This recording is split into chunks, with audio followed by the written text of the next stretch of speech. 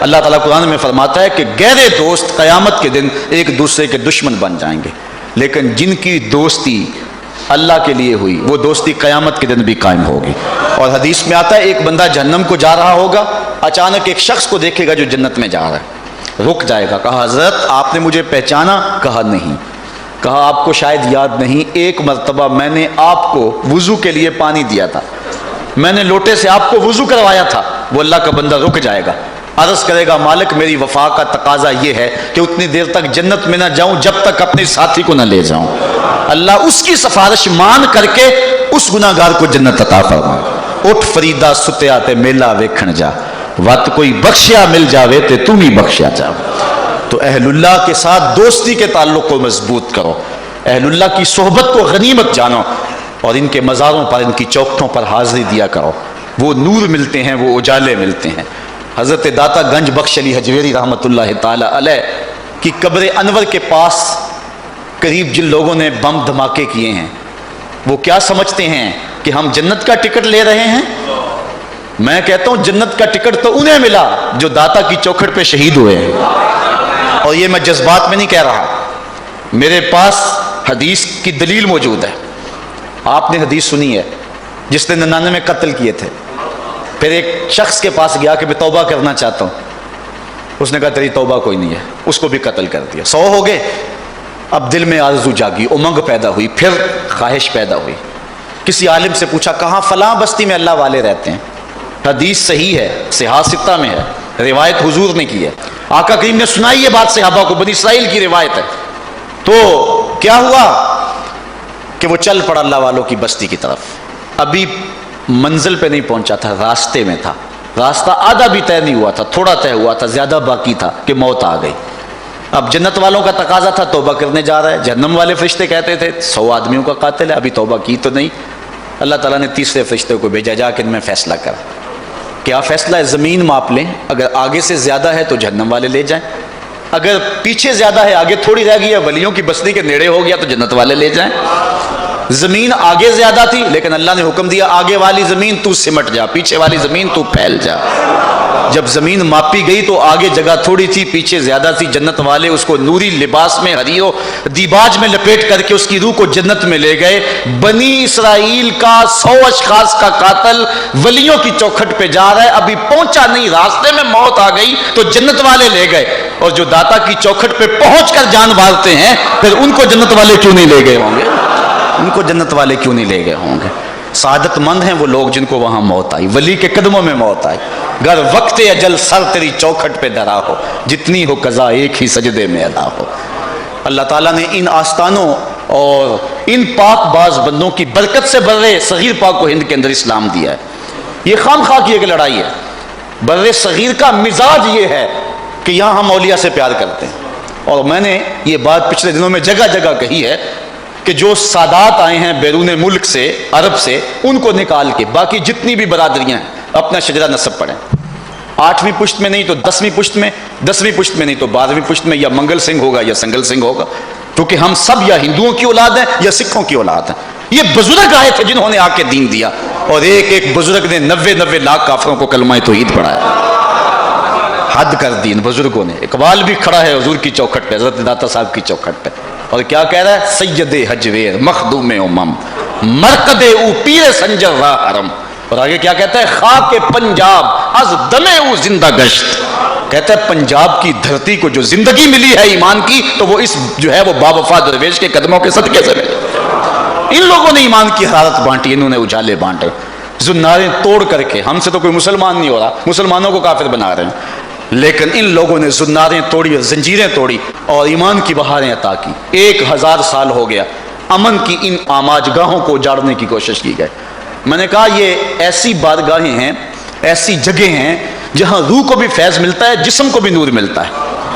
کتنے بھوکے ہیں جو داتا کی چوکھٹ پہ روز لنگر کھاتے ہیں۔ میں پچھلے سال معراج النبی کے مہینے میں کراچی کچھ بیانات کے سلسلے میں گیا تو وہاں کلفٹن میں ایک سیٹھ صاحب کے گھر میرا قیام تھا، تو میں کھانے پر ان کو پوچھا کہ آپ اپنے کراچی کی کوئی بات ہی سنائیں، تو انہوں نے کراچی شہر کی خصوصیات اور باتیں سنانا شروع کر دی، اور پھر جب بھی ہم اکٹھے ہوتے چائے کے لیے کھانے کے لیے بیٹھتے تو وہ کراچی کا تذکرہ چھیڑ دیتے۔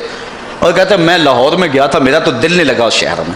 ہر بندے کو اپنے علاقے سے مانوسیت تو ہوتی ہے، تو پھر میں بھی کوئی نہ کوئی لاہور کی بات سنا دیتا، وہ کراچی کی سناتے میں لاہور کی سنا دیتا۔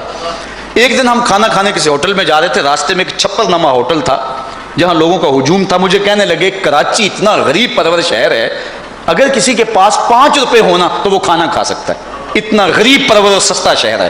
تو میں نے کہا لاہور اتنا غریب پرور شہر ہے، کسی کے پاس 5 روپے نہ بھی ہوں داتا کی چوکھٹ پہ آ جائے فری کھا لے۔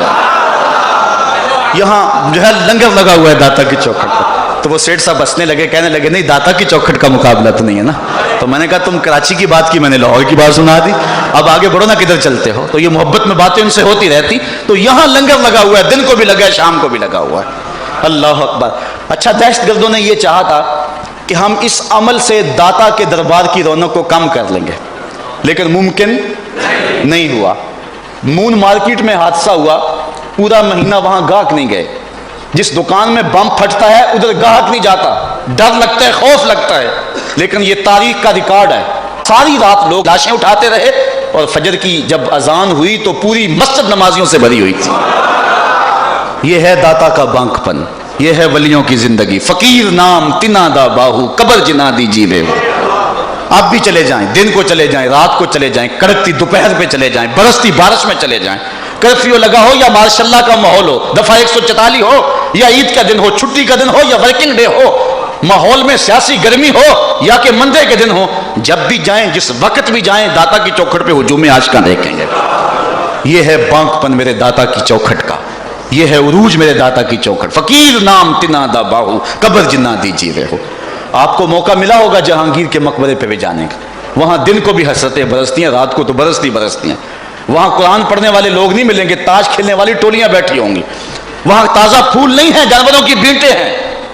بالکل ملکہ نور جہاں کا مقبرہ ساتھ ہے، جب بادشاہ تخت پہ بیٹھتا وہ پیچھے بیٹھتی، بادشاہ کا کوئی فیصلہ اسے ناپسند ہوتا پیچھے سے کمر ٹھونکتی، بادشاہ فیصلہ تبدیل کر لیتا۔ جس کے اشارہ ابرو پہ ہندوستان کی تقدیر کے فیصلے لکھے ہوئے تھے، آج اس کی قبر پہ بھی حسرتیں اور اندھیرا ہے۔ ان کی بیٹی ہے زیب النساء، جس نے اپنے باپ سے چوری دیوان لکھا تھا، دیوان مخفی۔ اس کا اپنا شعر اس کی لوح مزار پہ لکھا ہے، بر مزار ماں غریباں، نئے چراغے نئے گلے، نئے پرے پروانہ سوزت، نئے صدائے بلبلے۔ ہم غریبوں کی قبر پہ نہ کوئی چراغ جلانے آئے گا، نہ کوئی پھول ڈالنے آئے گا، نہ کسی بلبل نے گیت گانے ہیں اور نہ کسی پروانے نے پر جلانے ہیں۔ یہ راوی کے اس پار کی کہانی ہے، اور اگر راوی کا کنارہ پار کر جائیں، یہاں تو لکھا ہے بر مزار ماں غریباں، اور وہاں لکھا ہے گنج بخش فیض عالم، مظہر نور خدا، ناکساں را پیر کامل، کاملاں را والذین یؤذون المؤمنین والمؤمنات بغیر مقتصبوا فقد احتملوا بہتانا واثما مبینا۔ کہا جو مومن مردوں اور مومن عورتوں کو اذیت دیتے ہیں، اللہ اکبر، اور اللہ تعالیٰ ان کے لیے سخت مذمت فرمائی۔ اور حضور کا یہ فرمان پھر سنیے، من عاد لی ولیا فقد آذنتہ بالحرب، جو ولی کے ساتھ دشمنی رکھتا ہے میرا اس کے ساتھ اعلان جنگ ہے۔ اللہ ہمیں ولیوں کا نوکر رکھے۔ کہانی ہے، لیکن آج ہم کس جگہ پہ کھڑے ہیں اور کیا ہماری صورتحال ہے، نہ ہمارا کردار رہا اور نہ ہمارا کوئی تشخص رہا۔ آج ہم نے اپنا تشخص بھی مٹا کے رکھ دیا۔ ایک عورت ہے، مسجد نبوی میں نماز پڑھنے جاتی ہے، یہ حضرت عمر کے دور خلافت کی کہانی ہے۔ تو ایک نوجوان راستہ روک کے کھڑا ہو جاتا ہے۔ ایک دن اس عورت نے رک کر کے کہا کہ میں کتنے دنوں سے دیکھ رہی ہوں کہ تم میرے راستے میں مزاحم ہوتے ہو، کیا ماجرا ہے؟ اس نے کھل کے بات کی کہ میں تیرا چاہنے والا ہوں اور تجھے حاصل کرنا میری زندگی کی معراج ہے، اور تیرے لیے آسمان سے تارے بھی توڑنے پڑے تو گریز نہیں کروں گا۔ اس نے کہا اچھا، میری ایک شرط ہے۔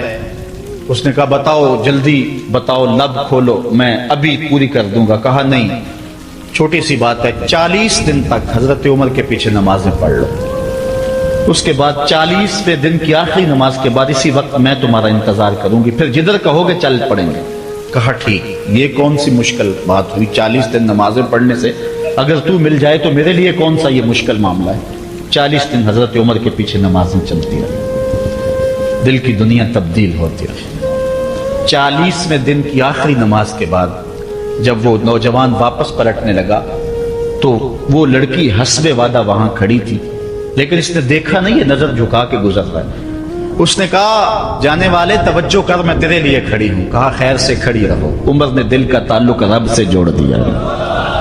اگر میرے پیچھے ایک بندہ 40 سال نماز پڑھتا رہے اور اس میں تبدیلی پیدا نہ ہو تو پھر مجھے شرم آنی چاہیے کہ نہیں آنی چاہیے؟ یار یہ تو میں ایک امام کی بات سنائی ہے، آؤ تمہیں دلی کے ایک مانگت کی کہانی سناؤ۔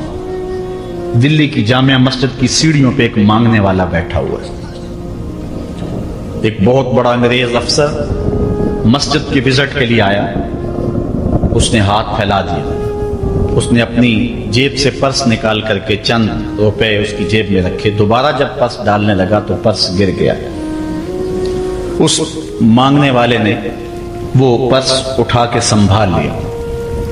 خیر کچھ وقت گزرا، 1 سال کے بعد دوبارہ وہی افسر اس مسجد کی زیارت کے لیے، مسجد کو دیکھنے کے لیے، سیر کے لیے دوبارہ آیا تو فقیر نے پہچان لیا کہ یہ وہی ہے۔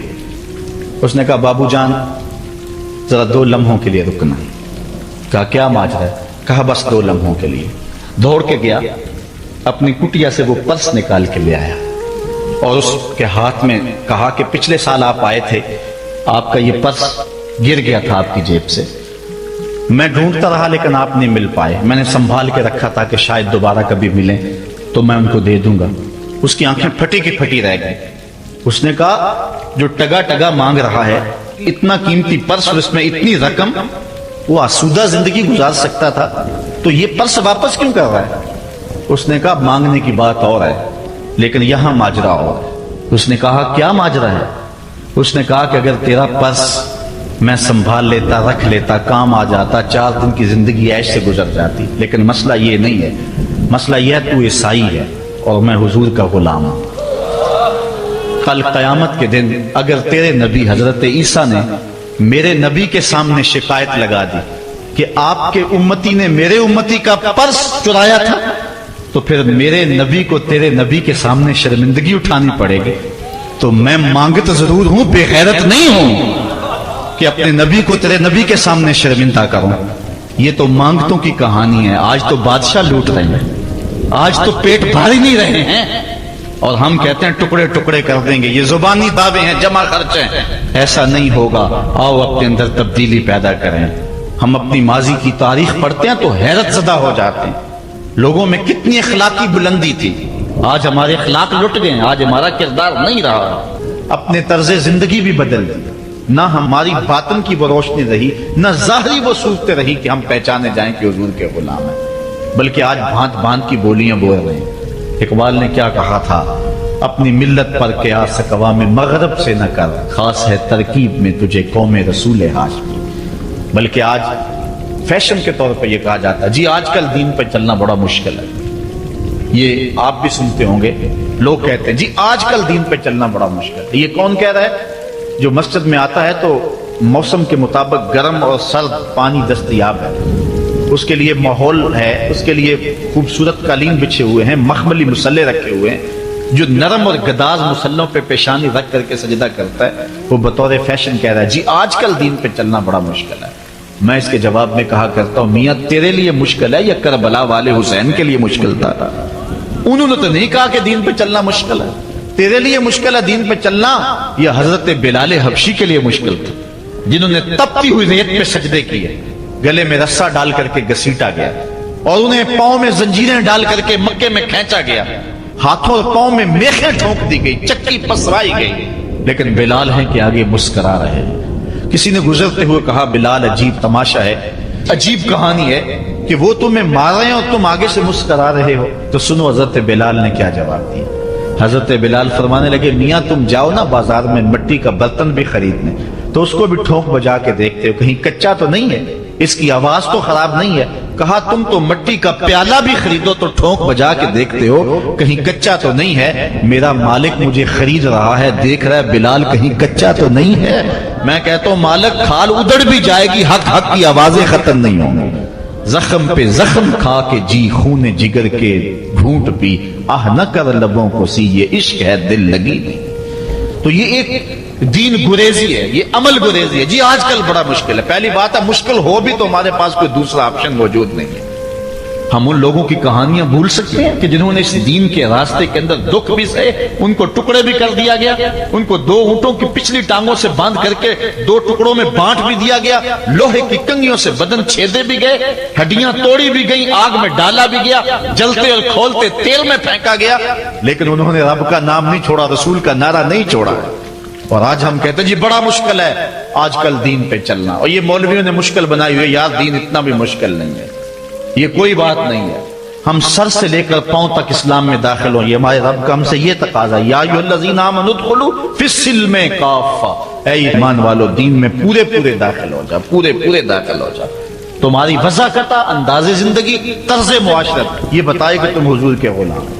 جو غیروں کے طرز زندگی کو اپنا رہا ہے اور ان کو جو ہے وہ پسند کر رہا ہے، وہ سوچے اپنے اندر اترے اور مت کسی کے دھوکے میں رہے۔ میں کہتا ہوں آج اگر کوئی یہ میٹرک پڑھے لڑکے بھی یہ سکول کھول لیتے ہیں گلی میں محلے میں، 200 بچے لے کر کے بیٹھ جاتے ہیں اور ان کو بھی ایک باقاعدہ یونیفارم دیتے ہیں، اس طرح کی ٹائی ہوگی، اس طرح کی شرٹ ہوگی، اس طرح کے بوٹ ہوں گے، گرمیوں میں اس طرح کا لباس ہوگا، سردیوں میں اس طرح کا لباس ہوگا۔ کبھی کسی نے نہیں کہا کہ یہ کیا قدغن لگاتے ہو؟ جس طرح کا بچہ لباس پہننا چاہے اس کو آزادی ہونی چاہیے، یہ کیا تم نے ایک خاص لباس متعین کر دی ہے؟ کہتے ہیں جی ان کا نظام ہے نا، ایک سکول ہے اور یونیفارم ہے اس کا، یار ایک پرائمری سکول کا بھی یونیفارم ہوتا ہے، تو کیا محمد عربی کے دین کا کوئی یونیفارم نہیں ہے؟ حضور علیہ الصلوۃ والسلام کی زندگی، حضور علیہ الصلوۃ والسلام کے شب و روز اور حضور علیہ الصلوۃ والسلام کا انداز معاشرت، حضور کی وضاحت، حضور کا لباس، یہ اپناؤ اور یہی زندگی کا حسن ہے۔ اسلام کے حوالے سے معذرت خواہانہ رویہ ترک کر دینا چاہیے ہمیں۔ اور آج ہمارے جو ہے وہ محراب و منبر کے جو وارثین ہیں انہوں نے بھی مسالت کر لی ہوئی ہے، یہ کوئی بات نہیں ہے۔ اسلام صرف زبان سے اسلام کہہ دینے کا نام نہیں ہے، چمی گوہم مسلمانم بلرزم کہ دانم مشکلات لا الہ۔ جب میں کہتا ہوں میں مسلمان ہوں تو کانپ جاتا ہوں، اس لیے کہ لا الہ الا اللہ کے تقاضوں کو سمجھتا ہوں۔ جب بیعت عقبہ ثانیہ ہوئی ہے تو حضرت اسد بن زرارہ کھڑے ہو گئے، جب صحابہ حضور سے بیعت کرنے لگے اور 70 تعداد تھی ان کی، تو حضرت اسد بن زرارہ خزرجی کھڑے ہو گئے اور ان کو کہا کہ اے انصار، ان سے بیعت کرنے سے قبل سوچ لو، یوں ہی بے توجہی میں ہاتھ نہ بڑھا دینا، بے خبری میں یوں ہی ایسے ہی ہاتھ نہ بڑھا دینا، پہلے سوچ لو۔ بیعت کرنے کا مقصد یہ ہے تمہیں جو ہے وہ وقت کے جبر کے ساتھ پورے عرب کے ساتھ ٹکر لینا ہوگی، جو بھی کفر کے نظام کا حصہ ہے تم اس کے ساتھ ٹکراؤ کرنا ہوگا، اور حتیٰ کہ تمہاری کھال بھی ادھیڑ دی جائے گی، سخت تلواروں سے تمہارے کلیجے چبائے جائیں گے، اگر تم اس کے لیے تیار ہو تو پھر آؤ بیعت کرو۔ یہ نہیں ہے کہ بس تم کہہ لو کہ ہم مسلمان اور بس کافی ہے، نہیں، چمی گوئے مسلمانم بلرزم کہ دانم مشکلات لا الہ۔ آج ہمیں اس سمت بھی آنے کی ضرورت ہے، اس انداز سے دیکھنے کی ضرورت ہے کہ ہم سر سے لے کر پاؤں تک اسلام کے سانچے میں آئے۔ ہمارے اصلاح کے حوالے سے ایک اہم پوائنٹ جس پر میں آپ کی توجہ دلانا چاہتا ہوں وہ یہ ہے کہ فرائض و واجبات کو ترجیحی بنیادوں پہ رکھیں۔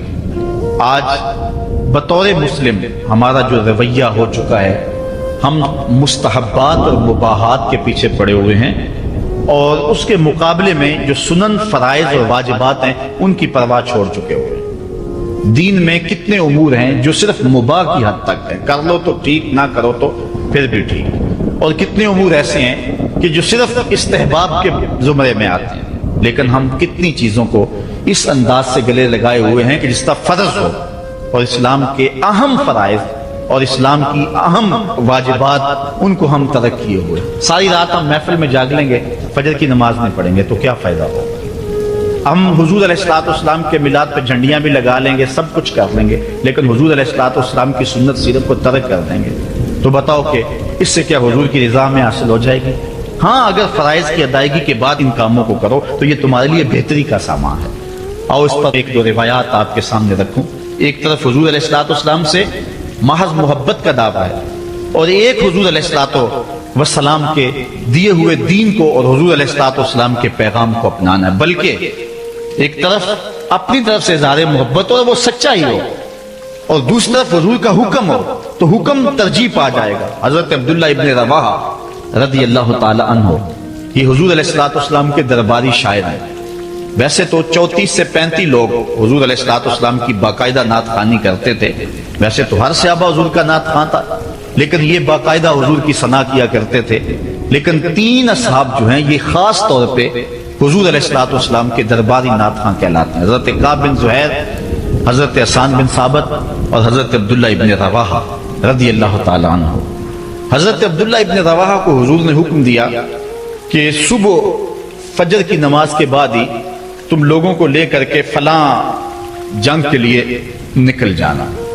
اب یہ بات سمجھ میں یہاں آ رہی ہے کہ حضور علیہ الصلوۃ والسلام کے نعت خواں صرف نعت خواں ہی نہیں تھے، وہ مجاہد بھی تھے، وہ تلوار بھی اٹھاتے تھے، وہ جنگیں بھی کیا کرتے تھے۔ اور حضرت عبداللہ ابن رواحہ جن کا یہ میں تذکرہ کر رہا ہوں، یہ جنگ موتا کے اندر ان کی شہادت ہوئی ہے۔ یعنی یہ نہیں ہے کہ صرف زبانی دعویٰ اور جو ہے وہ عمل نہیں ہے، حضور علیہ الصلوۃ والسلام کی حرمت پہ حملہ ہو اور میدان کے اندر کوئی شخص نہ آئے اور اسٹیج کے اوپر جتنے مرضی دعوے کرتا رہے، اس کے دعوے قبول نہیں ہوں گے۔ تو اب حضرت عبداللہ ابن رواحہ رضی اللہ تعالیٰ عنہ کا عمل دیکھیے، نعت خواں بھی ہیں اور مجاہد بھی ہیں دین۔ حضور نے فرمایا عبداللہ ابن رواحہ ان لوگوں کو لے کر صبح چلے جانا۔ حضرت عبداللہ ابن رواحہ کے پاس تیز رفتار گھوڑا تھا، آپ نے سب لوگوں کو صبح رخصت کر دیا، لیکن خود رک گئے اس لیے کہ دن تھا جمعے کا۔ سوچا کہ دوبارہ پتہ نہیں حضور سے ملاقات ہو نہ ہو، جنگ پہ جا رہے ہیں، حالات کیا ہوں، اس لیے میں بعد میں تیز رفتار گھوڑے سے ان لوگوں کے ساتھ مل جاؤں گا، رک جاتا ہوں تھوڑی دیر، حضور کے پیچھے جمعہ المبارک کی نماز ادا کر لیتا ہوں، یہ اعزاز بھی مل جائے اور وہ حکم تھا وہ بھی پورا ہو جائے۔ تو حضرت عبداللہ ابن رواحہ رضی اللہ تعالی عنہ نے نماز جمعہ ادا کی۔ حضور علیہ الصلوۃ والسلام نے فرمایا، اے عبداللہ بن رواحہ، میں نے تو تمہیں حکم دیا تھا کہ صبح تم چلے جانا، لیکن تم یہاں موجود ہو۔ عرض کی حضور میں نے یہ عزم کیا ہے کہ میں ان کے ساتھ شامل ہو جاؤں گا، لیکن رکا اس لیے ہوں تاکہ آپ کے ساتھ جمعہ المبارک پڑھنے کی سعادت حاصل کر لوں۔ اب یہ سعادت چھوٹی نہیں تھی، حضور علیہ الصلوۃ والسلام کی اقتداء میں نماز، اور وہ بھی نماز جمعہ، کتنی بڑی سعادت ہے۔ لیکن حضور نے کیا فرمایا سنیے، اور اس مختصر سی بات سے بہت کچھ سمجھیے۔ حضور نے فرمایا، لو انفقت ما فی الارض جمیعا ما ادرکت فضل غدوتہم، اے ابن رواحہ، اگر تو زمات اس کے ضمن میں اگر جو ہے وہ محبت کے مظاہر بھی سامنے آ جائیں تو اس میں کوئی قباحت نہیں ہے۔ اور اس پر روایت حضرت عبداللہ بن قراد رضی اللہ تعالی عنہ سے، اور یہ صحیح بخاری میں موجود ہے، کہ آقا کریم علیہ السلام نے وضو فرمایا، اور وضو کا پانی زمین پر صحابہ گرنے نہیں دیتے، اپنے منہ پہ اور اپنے چہروں پہ مل لیتے ہیں۔ تو آقا کریم علیہ السلام نے فرمایا، ما یحملکم علی ھذا، صحابہ تمہیں اس بات پر کس شے نے ابھارا ہے؟ میرے وضو کے پانی کو جو تم زمین پر نہیں گرنے دیتے، تو اس کا سبب کیا ہے؟ تو حضرت عبد الرحمن بن قراد کہتے ہیں کہ صحابہ نے کہا، قالوا حب اللہ ورسولہ، اللہ اور اس کے رسول کے پیار نے ہمیں اس بات پہ ابھارا ہے۔ تو حضور علیہ الصلوۃ والسلام نے جو ارشاد فرمایا، اس عمل سے نفی نہیں کی، لیکن ساتھ حضور نے فرمایا، جو چاہتا ہے اللہ اور اس کا رسول اس سے پیار کرے، اور وہ اللہ اور اس کے رسول سے پیار کرے، اسے تین چیزوں کا خیال رکھنا چاہیے۔ ایک، جب بھی بولے سچ بولے، اور جب بھی اس کے پاس کوئی امانت رکھے تو امانت کو ادا کرے، اور اپنے ہمسایوں کے ساتھ حسن سلوک کرے۔ یعنی اگر وہ اس مظاہرہ محبت میں شامل ہو گیا اور حضور کے وضو کا پانی اس کے ہاتھ سے مس ہو گیا اور اس نے برکت سے اپنے منہ کے ساتھ مل لیا ہے، تو اس کا یہ مطلب نہیں ہے کہ جو باقی اعمال ہیں ان سے ان کو چھٹی مل گئی۔ یہ مفہوم ہے اس حدیث کا۔ اگر کوئی بندہ محفل میلاد منعقد کر لیتا ہے، دیگر امور مستحبات کی ادا کرتا ہے، تو اس کا یہ مطلب نہیں ہے کہ اب نماز نہ پڑھے، اس کو کوئی پرواہ نہیں ہے، وہ بخشا گیا ہے۔ جس طرح کہ آج کل ہمارے ثنا خان جو ہے تاثر دیتے ہیں کہ جو محفل میلاد میں آ گیا وہ بخشا گیا۔ اللہ تعالیٰ چاہے اس کے لیے کوئی مشکل نہیں ہے، لیکن جو دین ہے اس دین کو ہلکا کرنے والی بات ہے۔ بلکہ آج کل تو ممبر و محراب پر جنت اور دوزخ کا مذاق اڑایا جا رہا ہے۔ ایک بندہ کہہ رہا ہے کہ ہوئے تو کیڑی جنت دا کرنا ہے تذکرہ؟ میں نے کہا میاں اسی جنت کا جس جنت کے لیے حضور لمبے لمبے ہاتھ اٹھا کے دعا مانگا کرتے تھے، اور فرماتے جب اللہ سے مانگو تو جنت الفردوس مانگو۔ اور ایک بولا کہ مجھے دیکھ کر جہنم کو بھی آئے پسینہ۔ ہمارے استاد فرمایا کرتے تھے، بیٹے تیرے منہ میں آج توتی بولتا ہے جو مرضی کہہ لے، یہ تو کل قیامت کے دن پتا چلے گا کہ پسینہ کس کو آتا ہے، تجھے آتا ہے یا جہنم کو آتا ہے۔ ایک بولا کہ قبر دا خوف دے دے کے لوکی مینو ڈرانے نے، لوگ کون ہے ڈرانے والے؟ تبشیر اور تنذیر یہ نبی کا منصب ہے، نبی کی شان ہے، مبشر اور نذیر یہ نبی کی شانیں ہیں۔ حضور نے ڈرایا بھی ہے، حضور نے بشارت بھی دی ہے، لیکن اس بات کا منبر پہ بیٹھ کر کے تمسخر اڑایا جا رہا ہے اور لوگوں کو بے عملی کی طرف لے جایا جا رہا ہے۔ اس لیے آپ اس بات پہ غور کریں، اس بات پہ توجہ کریں۔ دولت، شہرت، عزت، آبرو کیا اس دنیا کی سب سے بڑی دولت ہے؟ جو مل جائے تو اس پر بہت زیادہ شکر کرنا چاہیے۔ تو آئیے قرآن کھولیے، سورہ المومنون ہے، ارشاد فرمایا قد افلح المؤمنون، فلاح انہوں نے پائی جنہیں ایمان نصیب ہوا۔ تو اس کائنات میں سب سے بڑی نعمت جو حضرت انسان کو دی گئی ہے وہ دولت ایمان ہے۔ قیامت کے دن سب سے بڑی نعمت جو مومنین کو دی جائے گی وہ دیدار الہی ہوگا۔ تو جو آخرت میں دیدار الہی سے محروم ہو گیا اور دنیا میں ایمان سے محروم ہو گیا وہ حقیقی محروم ہے۔ ایک شخص چرخ میں اڑتا ہے، ہواؤں میں جھومتا ہے، جھولتا ہے، ہر دولت اس کو میسر ہے، عزت شہرت اس کی باندھی ہے، وقار تکریم اسے حاصل ہے، دنیا جانتی ہے، زمانہ سے لوٹ کرتا ہے، جو چاہتا ہے وہ ہو جاتا ہے، ہر عیش و عشرت میسر ہے، لیکن اس کے سینے میں ایمان کا چراغاں نہیں، کوڈی مول نہیں ہے اس کا۔ اور ایک شخص جھونپڑے میں رہتا ہے، کھانے کے لیے کبھی مل جاتا ہے کبھی نہیں بھی ملتا، دنیا اسے پہچانتی بھی نہیں ہے، وہ معروف شخص بھی نہیں ہے، لیکن اس کے سینے میں ایمان کا چراغ ہے، وہ خوش نصیب شخص ہے۔ میرے حضور کا ایک فرمان سنیے، حضور نے فرمایا میرے دوستوں میں سے قابل رشک دوست وہ ہے۔ حضور نے فرمایا میرے دوستوں میں سے، جس کو حضور دوست کہیں اس کی تو پھر قسمت پہ ناز کرنا چاہیے۔ کہا میرے دوستوں میں سے جو قابل رشک دوست ہے وہ ہے جس کا سامان دنیا تھوڑا ہے، نمازیں زیادہ ہیں۔ جب وہ چلتا ہے تو اس کی طرف اشارہ بھی نہیں ہوتا، یہ فلاں صاحب جا رہے ہیں، کوئی ایسا معروف شخص نہیں، کوئی بہت عہدہ ساتھ نہیں لگا ہوا کہ جب چلے تو لوگ کہیں یہ فلاں جا رہے ہیں۔ اللہ اکبر۔ پھر میرے حضور نے فرمایا کہ ثم نقد بیدہ، حضور نے ہاتھ سے چٹکی بجائی، ثم نقد بیدہ، ہاتھ سے چٹکی بجائی، اور پھر فرمایا اس کو موت بھی ایسے ہی آئی، اس کو موت بھی ایسے ہی آئی۔ پھر فرمایا قلت بواکی ہے، اس کو رونے والے بھی تھوڑے ہی تھے، اس کو رونے والے بھی زیادہ نہیں تھے۔ قلت تراثہ، اس کی وراثت بھی بہت لمبی نہیں نکلی۔ فرمایا میرے دوستوں میں قابل رشک دوست دیکھنا ہے تو یہ اس کا جنازہ جا رہا۔ تو ہماری سب سے بڑی دولت ایمان کی دولت ہے، نمازوں کی دولت ہے، شرافت کی دولت ہے۔ یہ دولتیں ہمیں جمع کرنی چاہیے۔ سویر سے لے کر شام تک دونوں ہاتھوں سے ہم امیر بننے کی دوڑ میں لگے ہوئے ہیں، کوشش کر رہے ہیں دولت جمع ہو جائے، دونوں ہاتھوں سے اکٹھی کر رہے ہیں، امیر بن جائیں، دولت مند بن جائیں۔ خیال ہے کہ اگر دولت بہت ساری ہوگی تو سکون ملے گا، جب مل جاتی ہے دولت تو پھر سکون نہیں ملتا، کہتے ہیں کچھ اور حاصل ہو تو سکون ملے گا، ساری زندگی اس دوڑ میں گزر جاتی۔ جس طرح دنیا کی دولت جمع کرنے کے لیے دوڑ لگاتے ہو، شرافتیں جمع کرنے کے لیے دوڑ لگاؤ، نجابتیں حاصل کرنے کے لیے دوڑ لگاؤ، سجدوں کی کثرت حاصل کرنے کے لیے دوڑ لگاؤ، صالح اعمال جمع کرنے کے لیے دوڑ لگاؤ۔ خوش نصیبی ہے، ہاں اپنے بچوں کے لیے کاروبار بھی کرو، رزق بھی کماؤ، دولت ضرورت کی تمہیں ہونی چاہیے تمہارے پاس، لیکن فرض کرو اگر نہیں بھی ہے تو اتنی بھی ٹینشن لینے کی ضرورت نہیں ہے، جو میسر ہے اس پہ راضی رہو۔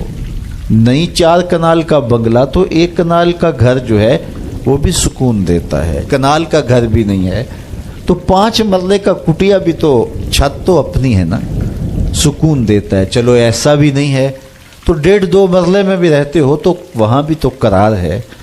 اور سنو حضور کا ایک فرمان، سیدنا علی المرتضیٰ سے مروی ہے، میرے حضور نے فرمایا جو اللہ کے دیے گئے تھوڑے رزق پہ راضی ہو گیا، اللہ قیامت کے دن اس کے تھوڑے عملوں پہ راضی ہو جائے گا۔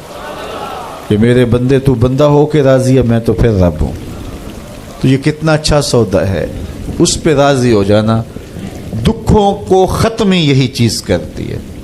بندہ رب پہ راضی ہونا سیکھ لے تو جہاں بندہ ہوگا وہیں خوش ہوگا، اور راضی ہونا نہیں سیکھے گا تو کھرب پتی بھی ہوگا، نفس کی کمینگی ختم نہیں ہوگی. تو پھر اس پہ راضی رہنے کا فن سیکھنا چاہیے. اور یہ فن ملتا کہاں سے ہے؟ یہ فقیروں کی چوکھٹ سے ملتا ہے، اللہ والوں کی صحبت سے ملتا ہے. ان کی اپنی زندگی توکل کا نمونہ ہوتی ہے، تو ان کے پاس بیٹھ کر کے بہت کچھ سیکھنے کو ملتا ہے کہ یہ بھی تو زندگی گزار رہے ہیں. حضور کی سیرت پڑھیں، آپ کو یہ سب کچھ ملے گا. اللہ نے اپنے محبوب کو اختیار دیا، محبوب اگر چاہو تو یہ بطحا مکہ سونے اور چاندی کا بنا دیں. تو حضور کیا کہتے ہیں؟ ایک دن کھانا دینا، ایک دن فاقہ دینا. جس دن کھانا ملے گا تیرا شکر کروں گا، جس دن فاقہ ملے گا صبر کروں گا. تو اللہ کے حضور عجز، اللہ کے حضور رضا، یہ بہت بڑی دولت ہے. اگر نصیب ہو گئی تو سمجھو زندگی سوکھی ہو گئی، ورنہ ساری زندگی دھوڑی ختم نہیں ہوتی، بھاگم باغ لگی رہتی ہے. اور ہر وقت جو ہے وہ مشکل جان نہیں چھوڑتی. لیکن جو اس پہ راضی رہنے کا فن سیکھ جاتا ہے تو وہی باکمال شخص ہوتا ہے، اور اسے ہی طمانیت کی زندگی ملتی ہے، اور اسے ہی قرار کا سودا نصیب ہوتا ہے. شاہ جہاں راوی کے کنارے ٹہل رہا تھا تو اس نے دیکھا کہ وہاں ایک فقیر ریت پہ سویا ہے. تو اس نے اس کو کہا کہ بابا زندگی کیسی گزر رہی ہے؟ اس نے دیکھا اور مسکراتے ہوئے کہا کچھ تو تیرے جیسی گزر رہی ہے، کچھ تیرے سے بہتر بھی گزر رہی ہے. تو بادشاہ کو بڑی حیرت ہوئی، اس نے سمجھا یہ مجھے پہچانا نہیں. فقیر کو کیا پتہ شہنشاہ کیا ہوتے ہیں. اس نے کہا تم مجھے پہچانا نہیں؟ کہا تم شاہ جہاں ہو نا، بر صغیر کے بادشاہ ہی ہو نا؟ کہا ہاں ہاں. تو پھر تم نے کیسے کہہ دیا کہ کچھ تیرے جیسی کچھ تیرے سے بہتر؟ میرے جیسی زندگی کا تصور نہیں ہو سکتا، اور تم بہتر کی بات کر رہے ہو. محلات کی زندگی دیکھی ہے تم نے؟ شاہی خدمت گزاروں کے رنگ دیکھے ہیں؟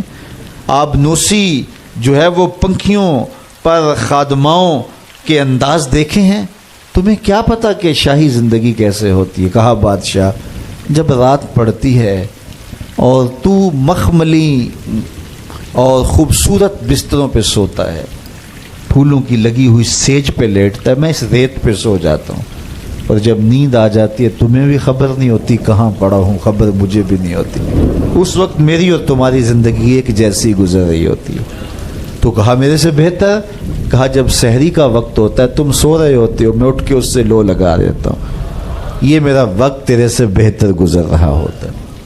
تو جب انسان اس پہ راضی ہو جائے تو پھر اس کو زندگی گزارنے کا مزہ آتا ہے. بات لمبی نہ ہو تو سب سے قیمتی اثاثہ جو ہمیں دیا گیا ہے وہ ایمان ہے. اللہ تعالیٰ کا شکر ہے ہم بڑے غریب ہوں گے، ہم میں سے بہت سارے لوگ مقروض بھی ہوں گے، بہت سارے لوگ ایسے ہوں گے جن کا ذاتی گھر نہیں ہوگا، کرائے پہ رہتے ہوں گے، بہت سارے لوگوں کے کندھوں پر بیٹیوں کی شادیوں کا بوجھ بھی پڑا ہوگا کہ اتنی بڑی ذمہ داریاں ہیں، میں نے ان کو نبھانا ہے. بہت سارے لوگ کاروباری پیچیدگیوں میں پھنسے ہوں گے، بہت سارے لوگ بیماریوں میں مبتلا ہوں گے، آپ میں سے بہت سارے لوگ مقدمات کی مشکلات میں بھی ہوں گے، دیگر دکھوں میں ہوں گے، اپنوں بیگانوں کی بے وفائیوں کے صدمے بھی ہوں گے، داغ بھی ہوں گے، بہت کچھ ہوگا. لیکن یہ ساری پریشانیاں ایک طرف، اس بات کا شکر ادا کیجئے اللہ نے ہمیں ایمان کا نور عطا فرمایا. ہمارے سینے ایمان کے نور سے خالی نہیں ہیں.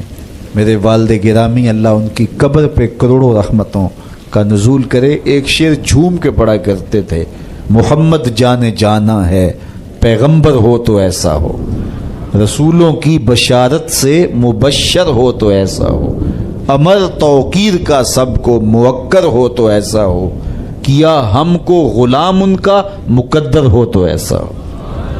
تو یہ ہمارے بخت کہ ہمیں حضور کا غلام ہونے کی سعادت بخشی گئی. قد افلح المؤمنون، فلا انہوں نے پائی جو اہل ایمان ہیں. الذین هم فی صلاتہم خاشعون، یہ وہ خوش نصیب لوگ ہیں جو نماز میں خشوع کرتے ہیں، گڑ گڑاتے ہیں، اللہ کے حضور عاجزی کرتے ہیں، ان کی آنکھیں آنسوؤں کا خراج دیتی، عجز کرتے ہیں اس کے حضور۔ یہ سعادت مندی ہے، نماز میں خشوع نصیب ہو جانا۔ میرے حضور نے ارشاد فرمایا، جب حضرت جبریل حضور کے پاس آئے اور حضور کی خدمت میں ادب سے بیٹھ گئے تو انہوں نے کچھ سوال پوچھے، تو ان سوالوں میں سے ایک سوال یہ تھا کہ حضور مجھے احسان کے بارے میں خبر دیجیے۔ تو آقا کریم نے ارشاد فرمایا کہ تو اپنے رب کی عبادت اس طرح کرے کہ تو اسے دیکھتا ہے، اور اگر یہ کیفیت پیدا نہیں ہوتی تو کم از کم یہ کیفیت پیدا ہو کہ وہ تمہیں دیکھ رہا ہے۔ تو جب یہ تصور ہوتا ہے کہ وہ ہمیں دیکھ رہا ہے تو پھر حرکات و سکانات مرتب ہو جاتی ہیں۔ ہم جاتے ہیں نا کسی جگہ پہ تو وہ کہتے ہیں جناب آپ لائیو جا رہے ہیں، تو پھر کپڑے سوار کے بیٹھ جاتے ہیں، اعضاء کا جو ہے وہ نظم قائم رکھتے ہیں کہ اتنے لوگ دیکھ رہے ہیں تو ہم اپنی حرکات و سکانات کو مرتب رکھیں، منظم رکھیں۔ تو جب لوگ دیکھ رہے ہیں تو حرکتیں منظم ہونی چاہیے، تو جب رب دیکھ رہا ہو تو پھر دل کی دھڑکن بھی بے ترتیب نہ ہونے پائے، پھر وسواس، خیالات، کیا کچھ جو انسان کی زندگی کو برباد کرتے ہیں ان سے کنارہ کشی ہو، اور اس تصور میں ڈوب جائے کہ میرا رب مجھے دیکھ رہا ہے۔ یار کسی کی ماں اس کو پیار سے دیکھ رہی ہو تو پھر وہ نشہ نہیں اترتا، باپ دیکھ رہا ہو پیار سے تو وہ اپنا رنگ ہوتا ہے، استاد شفقت سے دیکھ رہا ہو، مرشد دیکھ رہا ہو کسی کو تو پھر وہ نشہ نہیں جاتا، تو کیا تصور میں بندہ ڈوب جائے کہ میرا رب مجھے دیکھ رہا ہے۔ تو جب رب شفقت سے، محبت سے بندے کو دیکھ رہا ہے تو پھر اس کی نماز میں کیوں لذت پیدا نہیں ہوگی، کیوں سرور پیدا نہیں ہوگا، کیوں کیفیات کا جہاں آباد نہیں ہوگا۔ تو فرمایا کہ وہ پھر خشوع کرتے ہیں، گڑ گڑاتے ہیں، روتے ہیں، عجز و انکساری کرتے ہیں۔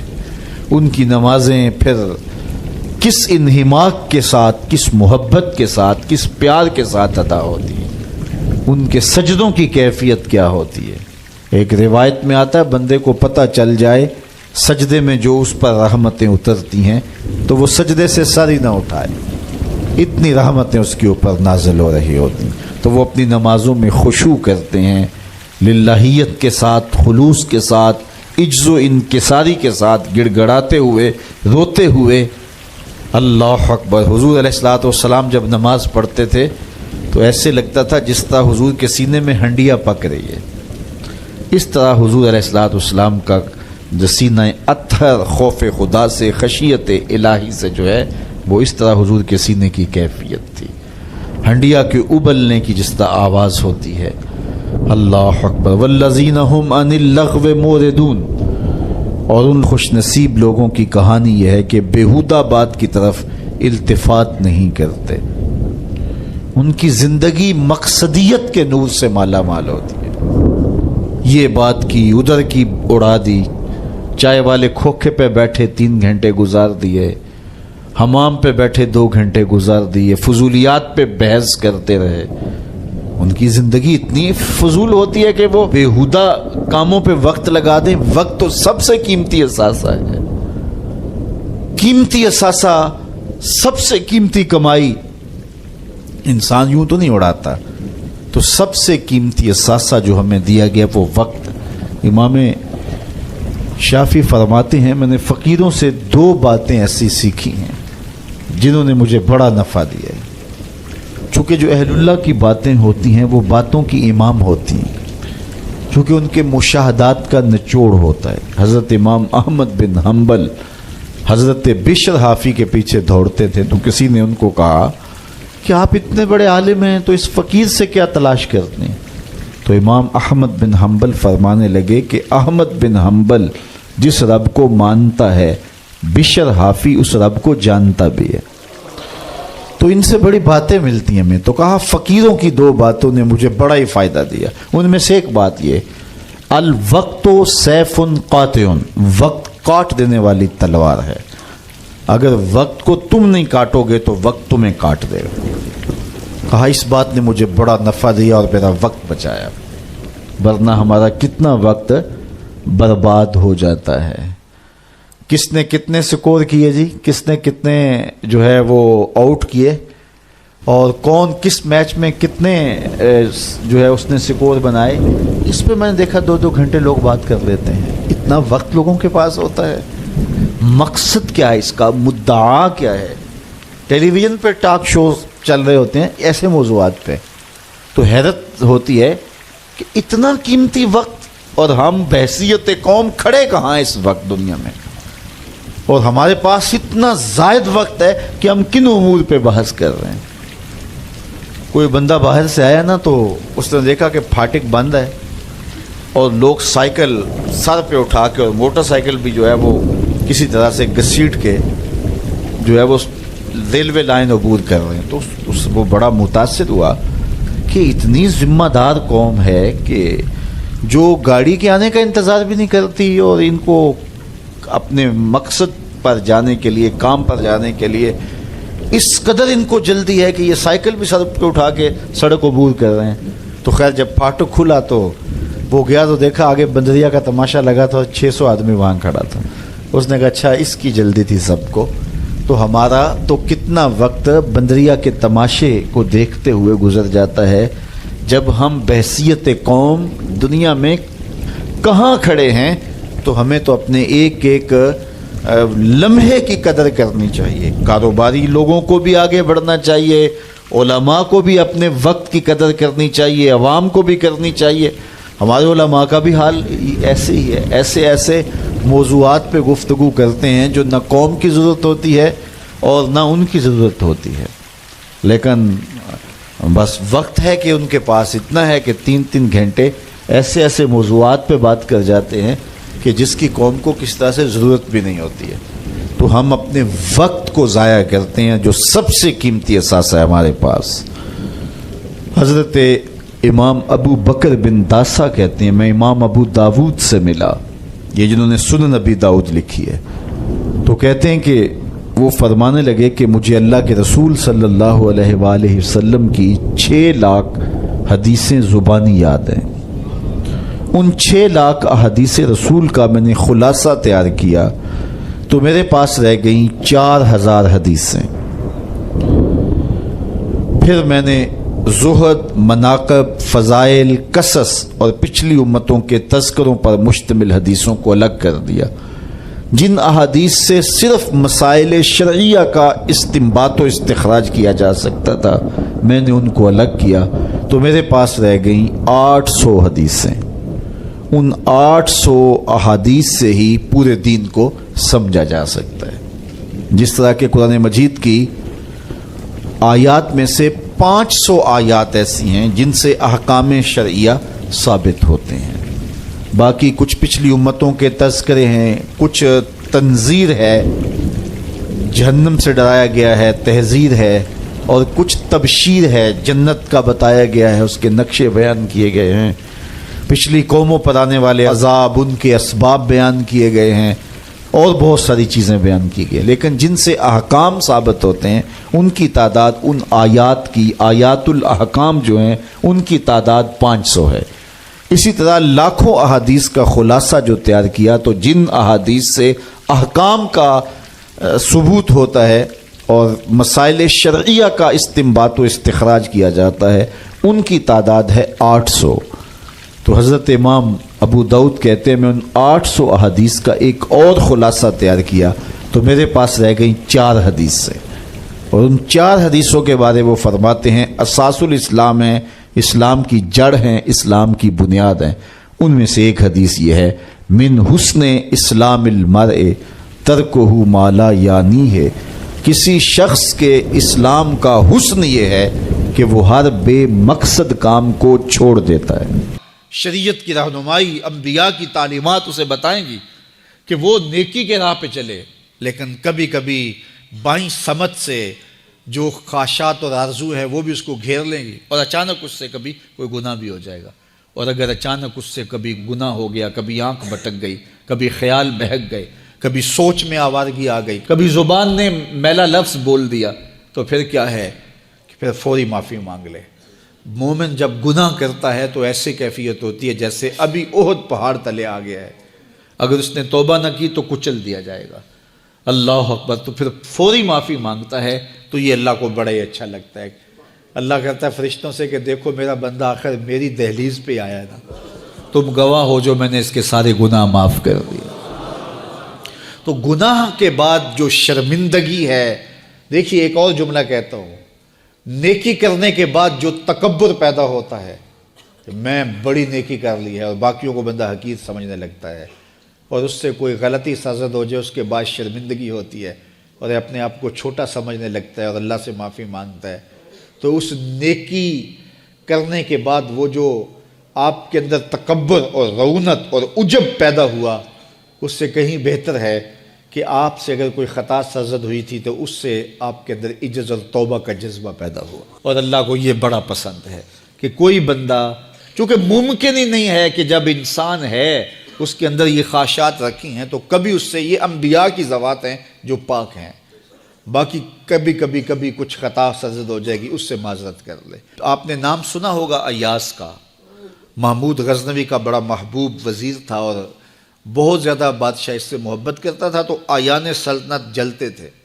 تو بادشاہ گاہے گاہے کوئی ایسا منظر ان کو دکھلاتا کہ اس سے میں خاص پیار کیوں کرتا ہوں۔ ایک دن بادشاہ کے ہاتھ میں موتیوں کی بھری ڈبیا تھی، اور محل کے اندر یہ ایک حوض تھا، تالاب تھا، تو اس کے اندر اس نے وہ سارے موتی پھینک دیے۔ شفاف پانی اور نیچے فرش پہ پڑے ہوئے موتی نظر آ رہے ہیں، تو اس نے ایک ایک وزیر کو کہا کہ یہ موتی نکال کے لاؤ، اور سنو اپنا لباس اور اپنا بدن نہیں بھیگنے دینا۔ تو سب نے کہا یہ کیسے ہوگا کہ موتی بھی تہ سے نکال کے لائیں اور بدن بھی اور کپڑے بھی نہ بھیگیں؟ تو دوسرے کو کہا، اس نے کہا حضرت یہ کیسے ہوگا، یہ شرط ہٹائیں تو پھر میں نکال کے لاؤں۔ جب بات آئی ایاز کی تو ایاز نے فوراً چھلانگ لگا دی، موتی پکڑے، ڈھونڈے، ہتھیلی میں لیے اور کانپتے ہوئے بدن کے ساتھ بادشاہ کے سامنے پیش ہوا، حضور یہ لے لیجئے۔ بادشاہ غصے میں تھا کہ میں نے کہا تھا لباس اور کپڑے بھیگنے نہیں چاہیے، تیرے بدن سے پانی نچڑ رہا ہے، تیرے لباس سے پانی نچڑ رہا ہے، یہ کیا؟ تو ایاز نے ہاتھ باندھ کے کہا، بادشاہ سلامت، آپ کے دو حکم تھے، ایک حکم یہ تھا کہ موتی نکال کے لانے ہیں، دوسرا حکم یہ تھا کہ کپڑے اور بدن بھیگنا نہیں چاہیے۔ ایک کام میں نے کر دیا ہے، دوسری غلطی ہو گئی ہے، معافی چاہتا ہوں۔ تو کہا وزیرو یہ ہے خوبی اس کی، تم نے کہا ہم کیسے نکال کے لائیں، اس تالاب میں اتریں گے تو بدن تو بھیگے گا ہی بھیگے گا۔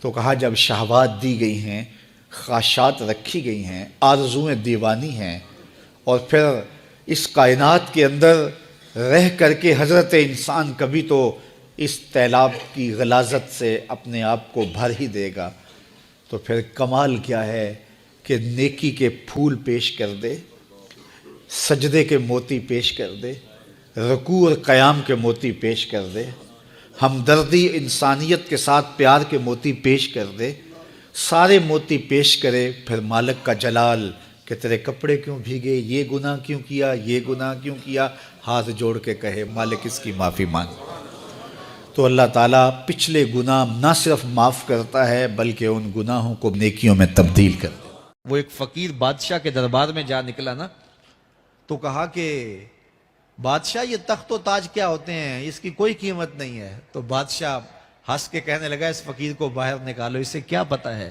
کہ تخت و تاج کیا ہوتے ہیں، اس کی لذت کیا ہوتی ہے۔ جب خدام کھڑے ہوتے ہیں، استقبال کر رہے ہوتے ہیں، جب تخت پہ بیٹھے اور ساری رعایا نیچے بیٹھی ہوتی ہے، اس نے کہا نکالو فقیر کو، اس کو کیا پتہ۔ بادشاہ ایک دن شکار کرنے گیا تو وہاں اس کا گھوڑا جو ہے وہ سرکش ہو گیا، اور ایسی جگہ پہ لے گیا کہ جہاں نہ پانی تھا اور نہ کوئی اور چیز۔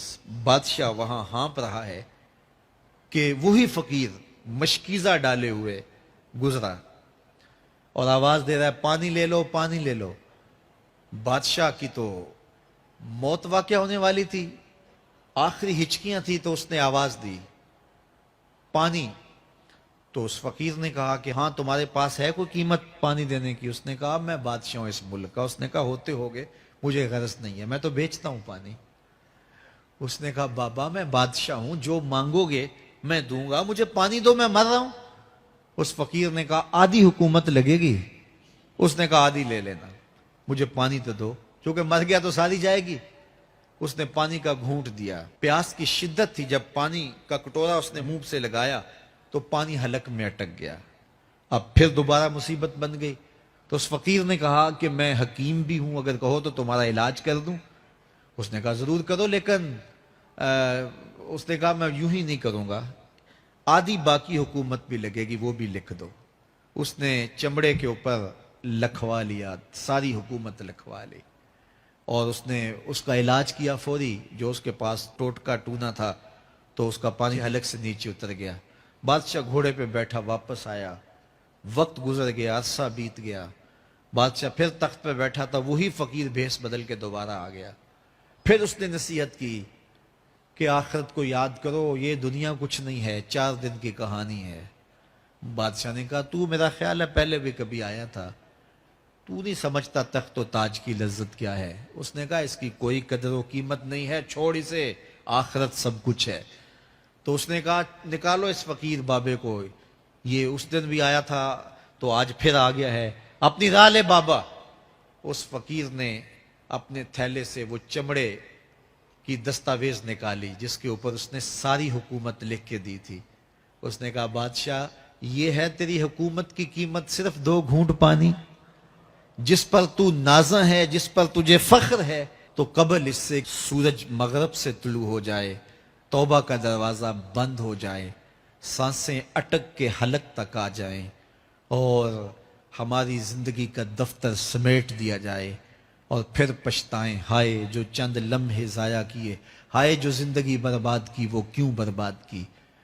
کل کے پچھتاوے سے بہتر آج کا پچھتاوا، زندگی پلٹ ہوگا، وقت پر کافی ہے ایک قطرہ بھی آب خوش ہنگام کا، جل گیا جب کھیت برسا می تو پھر کس کام کا۔ آئیے میں اور آپ اپنی زندگی کو مالک کی چوکھٹ پہ، مالک کی دہلیز پہ لے جائیں، اس کے حضور سچی توبہ کریں، رجوع لائیں، اپنے گناہوں سے معافی مانگیں، وہ کریم ایک آنسو سے سارے گناہ معاف کر دے گا۔ اپنی آخرت کی تیاری کریں، کاروبار دنیا بھی کریں، لیکن اصل ہماری زندگی آخرت کی زندگی ہے۔ صحابہ کو خندق کھودتے دیکھا تو پیار آیا تو یہی کہا اللہم ان العیش عیش الآخرہ، اے اللہ زندگی تو آخرت کی زندگی ہے، فاغفر للانصار والمہاجرہ، میرے انصار کو بھی بخش دے، میرے مہاجروں کو بھی بخش دے۔ تو اللہ تعالی ہم سب کی مغفرت فرمائے۔ زکوٰۃ کا نصاب کیا ہے؟ 7.5 تولے سونا یا 52.5 تولے چاندی، یا ان میں سے جس کی قیمت کم ہو اس مقدار کی رقم، اس پہ 1 سال گزر جائے تو زکوٰۃ واجب ہو جائے گی۔ اور اگر کوئی تاخیر کرتا ہے تو گناہ گار ہوگا، لیکن اگر کوئی ایڈوانس بھی دے دیتا ہے تو زکوٰۃ اس کی بھی ہو جائے گی، کہ 2 سالوں کی اکٹھی زکوٰۃ دے دیتا ہے تو یہ بھی جائز ہوگی کہ اس نے ایڈوانس زکوٰۃ دے دی۔ اب زکوٰۃ کے مصارف کیا ہیں؟ زکوٰۃ کے مصارف جو ہیں وہ 8 ہیں۔ فقیر کو زکوٰۃ دی جائے گی۔ فقیر وہ ہوتا ہے جس کے پاس کچھ بھی نہ ہو، نہ گھر ہو، نہ مکان ہو، نہ اس کے پاس کوئی زر ہو، بس بالکل خالی مخالی، ایسا شخص فقیر کہلاتا ہے، تو اس کو زکوٰۃ دی جائے۔ دوسرا مصرف مسکین ہے۔ مسکین ایسے شخص کو کہتے ہیں کہ جس کے پاس اپنا ذاتی گھر تو ہے اور تھوڑا بہت کام کاروبار بھی ہے، بچوں کی روٹی روزی بھی چلتی ہے، لیکن اس کے پاس اتنے پیسے جمع نہیں ہوئے کہ وہ نصاب کی ملک تک پہنچیں، یعنی 7.5 تولے سونا یا 52.5 تولے چاندی، یا ان دونوں میں سے کسی ایک کی قیمت اس کے پاس نہیں ہے، تو وہ مسکین کہلائے گا، تو وہ بھی زکوٰۃ کا مستحق ہے۔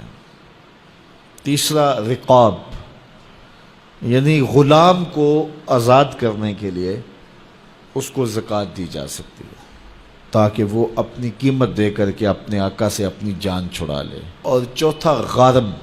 غارم وہ ہے جو قرضے تلے دب گیا ہے اور اس کے پاس قرضہ اتارنے کے لیے کچھ نہیں ہے، تو اس مقروض کا قرض اتارنے کے لیے اس کو زکوٰۃ دی جا سکتی ہے۔ 5واں شخص فی سبیل اللہ. فی سبیل اللہ وہ شخص ہے کہ جو اللہ کی راہ میں نکلا ہوا ہے. جو مدارس دینیہ کے طلبہ ہیں وہ بھی زمرے میں آتے ہیں, ان کو زکوٰۃ دی جا سکتی ہے. اور چھٹا شخص ابن السبیل, مسافر کو زکوٰۃ دی جا سکتی ہے, اگرچہ وہ مالدار ہے لیکن جب وہ سفر میں آیا تو اس کے پاس کچھ نہیں ہے, تو اب وہ ضرورت مند ہو گیا, مال تو اس کے علاقے میں ہے, تو اب اس کو زکوٰۃ سے آپ مدد کر سکتے ہیں. اور ساتواں مصرف عامل, جو حکومت کی طرف سے زکوٰۃ اکٹھی کرنے پہ مامور ہو, تو باقاعدہ اس کی تنخواہ بھی زکوٰۃ کی رقم سے دی جائے گی. آٹھواں مصرف زکوٰۃ کا وہ لوگ ہیں جن کے بارے میں یہ گمان ہو کہ وہ اسلام لے آئیں گے, تو ان کی دل جوئی کر کے ان کو زکوٰۃ کی رقم بھی دے سکتے ہیں تاکہ وہ اسلام میں داخل ہو جائیں. لیکن اب اسلام غالب ہو گیا تو اس کی ضرورت نہیں رہی. اللہ اکبر. تو یہ 40واں حصہ ہے زکوٰۃ کا, یعنی 100 میں سے 2.5 روپے راہ خدا میں. ان مصارف میں سب کو بانٹ کر بھی دیے جا سکتے ہیں, کسی ایک مصرف کو بھی دیے جا سکتے ہیں. حضرت شیخ احمد مجدد الف ثانی علیہ رحمہ مکتوبات میں لکھتے ہیں, جب دین کا انہدام ہو رہا ہو, جب دین کی قدریں پامال ہو رہی ہوں, تو اس زمانے میں راہ دین میں ایک دانگ خرچ کرنا, ایک پائی خرچ کرنا, دیگر مدات میں لاکھوں روپے خرچ کرنے سے افضل ہے. میرے حضور نے فرمایا, میں قسم اٹھا کے, رب کی قسم اٹھا کے میں کہتا ہوں, ایک تو میرا کہنا کافی ہے, پھر میں محمد رب کی قسم اٹھاؤں تو پھر کتنی بڑی بات ہوگی. فرمایا, میں محمد رب کی قسم اٹھا کے کہتا ہوں کہ صدقے سے مال کم نہیں ہوتا. تمہارا اکاؤنٹنٹ کہتا ہے کہ اتنے کم ہو گئے, تمہارا کیلکولیٹر حساب دیتا ہے کہ اتنے کم ہو گئے, لیکن تمہارا رسول کہتا ہے قسم ہے نہیں کم ہوں گے.